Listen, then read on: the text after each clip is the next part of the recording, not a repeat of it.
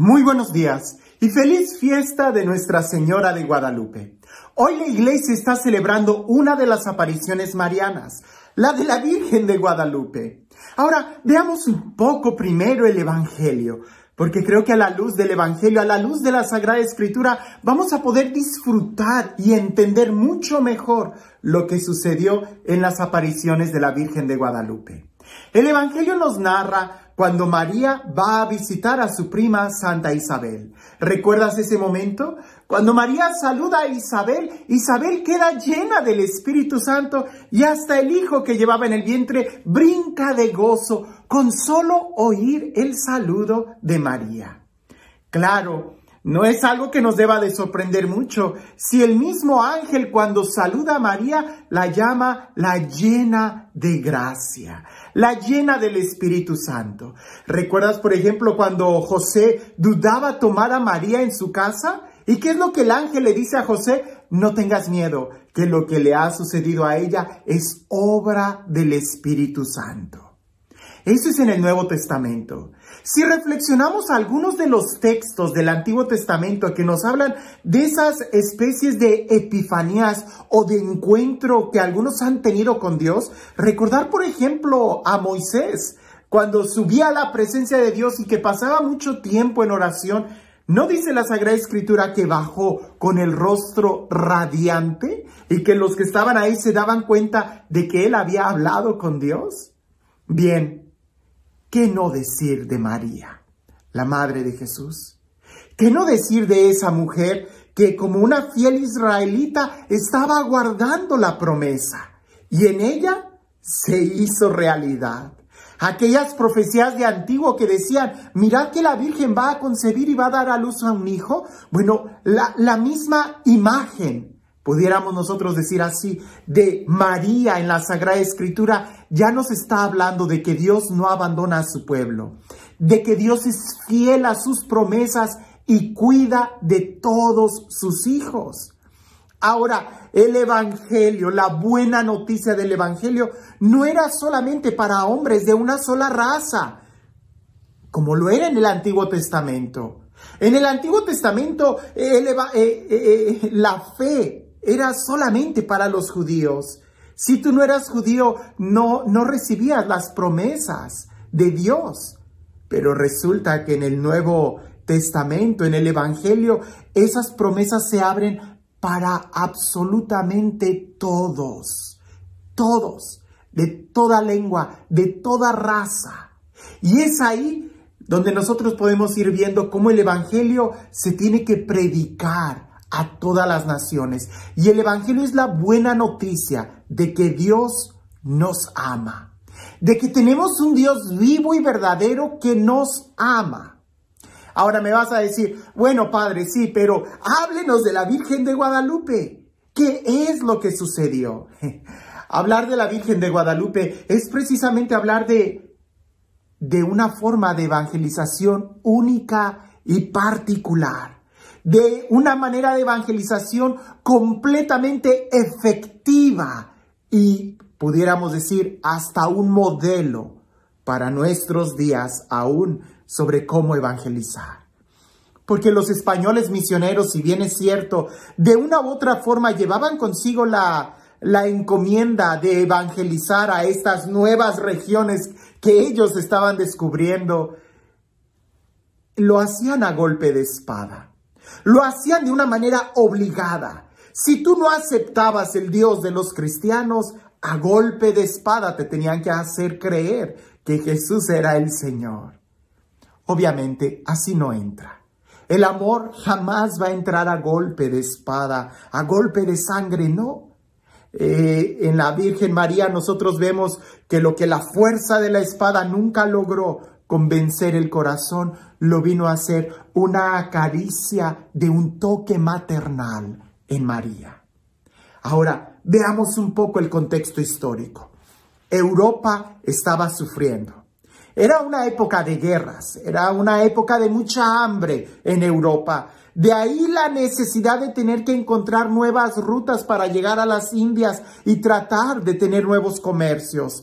De ahí es que se descubrió, tratando de sacar nuevas rutas, todo el continente americano. Europa estaba en una gran necesidad. Y al llegar a estas tierras se dan cuenta de la abundancia de comida que había. Pero no todo era bueno en estas tierras. Así como Europa tenía esa crisis económica, pudiéramos decir, esa crisis social que estaba sucediendo, así también en estas nuevas tierras había mucho pan, había una estabilidad económica quizás muy buena. Pero el pueblo estaba sufriendo mucho y basta leer todos los artículos relacionados a que el pueblo estaba muy en descontento con los dioses que tenían. Y dioses falsos, por supuesto, ¿no? Pensar, por ejemplo, en el dios Huitzilopochtli o en el dios Quetzalcóatl, que a estos dioses falsos exigían sacrificios humanos. Y pareciese que eran insaciables. Aunque la sociedad vivía muy bien, ellos tenían que estar ofreciendo continuamente sacrificios humanos. Y eso empezó a cansar mucho al pueblo. Vivían en una estabilidad económica, pero con una carencia y con un miedo a que quién va a ser el siguiente que va a tener que ser sacrificado. Es ahí donde cuando ellos escuchan el Dios que los españoles les traen, por un lado es un Dios de esperanza, por un lado sí, suscita en muy pocos de ellos el amor y el querer conocer a ese Dios libertador, a ese Dios que perdona, a ese Dios que en lugar de quitar la vida, les da la vida. Pero por otro lado no entendían cómo ellos se afanaban tanto en cosas materiales.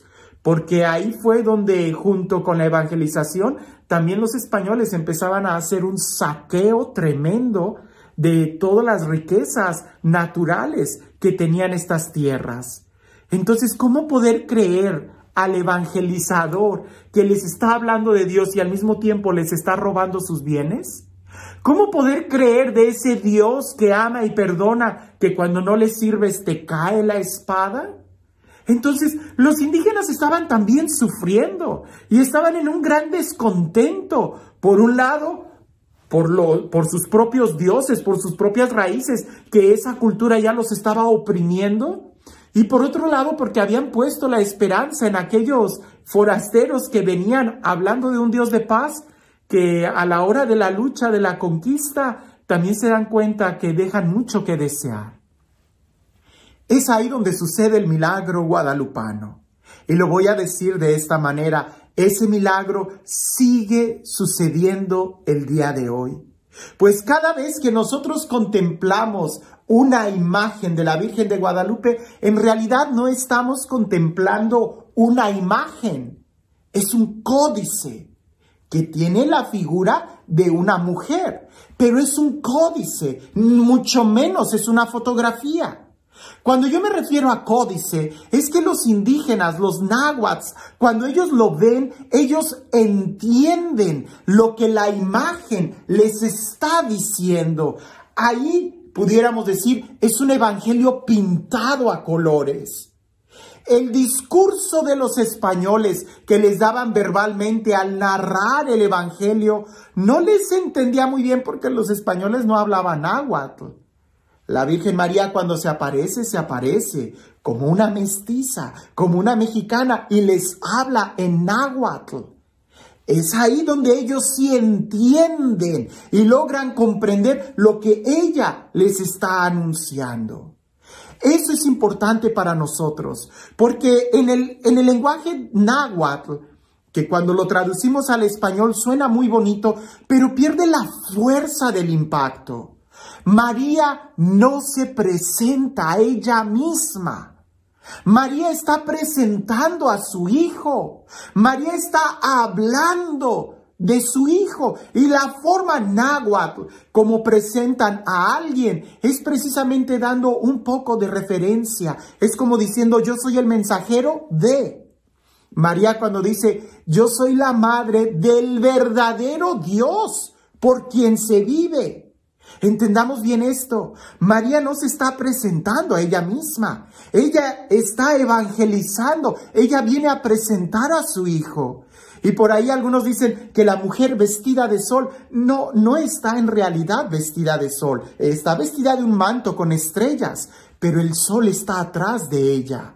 Ella está preparándole el camino al sol de justicia. Está preparándole el camino a su hijo. Y hablar de todo el códice, entrar con todos los detalles que tiene, llevaríamos mucho tiempo, pero vale la pena. Porque hay algunos aspectos que en nuestra cultura occidental no se entiende, pero el indígena náhuatl lo logró comprender. Por ejemplo, para ellos, una mujer casada era una mujer que se hacía trenzas. Una mujer después de ser comprometida y que tenía relaciones sexuales con su marido, se hacía una trenza. Ya no tenía el pelo suelto. María, si tú la observas, tiene el pelo suelto y con un partido a la mitad, lo que significa que ella es virgen. Ella pudiéramos decir literalmente, es virgen. Pero también la postura que tiene con el cinto arriba de su vientre significa que ella está esperando un hijo. Esa es la mejor anunciación del Evangelio, pudiéramos decir, el mejor anuncio del Evangelio. La madre tierna que viene a hablar, la madre que trae un mensaje de esperanza, un mensaje de vida, la mujer que va a dar vida, no que la va a tomar, sino que da vida. Como madre, pero también ella de una manera particular con el mensaje que trae. Otro aspecto importante que pudiéramos ver son el juego de las manos. En una mano, la mano es redondeada, muy de indígena. La otra mano es una mano estilizada, muy alargada, muy española. María está juntando las dos culturas. Ella es la madre de toda la humanidad, no solamente de los mexicanos, y está enseñando la unidad, no de las dos razas, sino de todo el género humano. Y hasta algunos pudieran decir, del hombre con Dios, pues en ella el verbo se hizo carne. Lo importante, y quisiera yo que nos quedáramos con esta idea, el mensaje guadalupano sigue siendo un mensaje nuevo para nosotros. Porque ella, al presentarse como la madre del verdadero Dios por quien se vive, está hablando de Jesús. Ella no es Dios, ella es la madre del verdadero Dios por quien se vive y por quien vivimos nosotros. ¿A quién le damos? ¿Quién ha salvado nuestra vida? Jesús. Es Jesús el verdadero Dios. Pero ella viene en un momento para aplacar, para exterminar esos dioses falsos, Quetzalcóatl, Huitzilopochtli, esos dioses que exigían la vida humana. Y ella viene y dice, ya no ellos, sino el verdadero Dios por quien se vive, Jesús. ¿Es que acaso el día de hoy nosotros hemos logrado entender ese mensaje? ¿Es que acaso habrá algunos dioses falsos entre nosotros que exigen la vida humana? Alguien pudiera decir, no, padre, ya ni siquiera tenemos pirámides. Las pirámides son solamente de adorno. Esos templos de sacrificio ya nada más son de adorno para los turistas. Ya no tenemos dioses falsos. Sí hay muchos dioses falsos que siguen exigiendo la vida. Por ejemplo, el dios falso de un estereotipo de belleza, donde se puede entrar en anorexia hasta el punto de morir. El dios falso del placer, de la drogadicción, que las personas pueden incluso perder su vida y nunca ser saciados. El dios falso del poder, que buscan cada vez dominar más y explotar más al pueblo. El dios de la codicia, el dios de los narcotraficantes que te pide matar gente hasta que no encuentras esa saciedad en la codicia humana. Son dioses falsos. Son dioses que no dan vida, son dioses que no sacian, son dioses que lo único que hacen es quitarte la vida. María, con el toque maternal del amor, te está presentando al verdadero Dios por quien se vive. Contemplar a María es contemplar el Evangelio que sigue acercándose a nosotros. Y nosotros deberíamos de escuchar lo que el ángel le dijo a José: no tengas miedo de tomar a María en tu casa, de llevarla, de recibirla en tu casa. No tengas miedo de dirigirte a ella, dirígete a ella, pues no hay nadie mejor que te lleve a Jesús que María. Incluso en el Evangelio hay un mandamiento que María nos da: hagan lo que Jesús les dice. Acercarnos a María es de una manera segura acercarnos a Jesús, porque ella nos va a llevar a Jesús. Incluso en el Evangelio, ¿recuerdas cuando los 3 reyes magos en el Evangelio, aquellos magos de Oriente, sabios de Oriente, le regalan a Jesús oro, incienso y mirra? Jesús era un bebé y a ellos se los dan a Jesús. Te pregunto, ¿quién cuidó de esos regalos? María. Y no es precisamente Jesús quien nos deja a María en la cruz para que cuidemos de ella o para que ella cuide de nosotros. Seguramente para que ella nos siga enseñando cómo ser dóciles a Dios, pues incluso en medio de los apóstoles, ella, la llena de gracia, estuvo presente cuando el Espíritu Santo se derramó. El día de hoy no tengas miedo de tomar a María en tu casa y de invitarla a que venga y te hable, que con su toque maternal te muestre quién es el verdadero Dios por quien se vive. Y este Dios, el Dios del amor, el Dios de la vida, el Dios de la paz, el Dios que cumple sus promesas, el Dios que se acerca a nosotros y nos ama hasta el extremo de incluso darnos a su madre como madre nuestra, que sea Él quien el día de hoy te bendiga. En el nombre del Padre, del Hijo y del Espíritu Santo. En un mundo lleno de miedo, en un mundo lleno de temor, de angustia, en un mundo lleno de sombras, hoy se sigue escuchando esa voz que dice: no tengas miedo, ¿no estoy yo aquí, que soy tu madre? ¿No estás tú bajo mi regazo y mi protección? Que esta fiesta de Guadalupe no sea una tradición, sino que se haga una experiencia en nosotros, donde también nosotros, como Isabel, quedemos llenos del Espíritu Santo y glorifiquemos a Dios, porque grandes cosas ha hecho en favor de su pueblo. Que tengas un excelente día.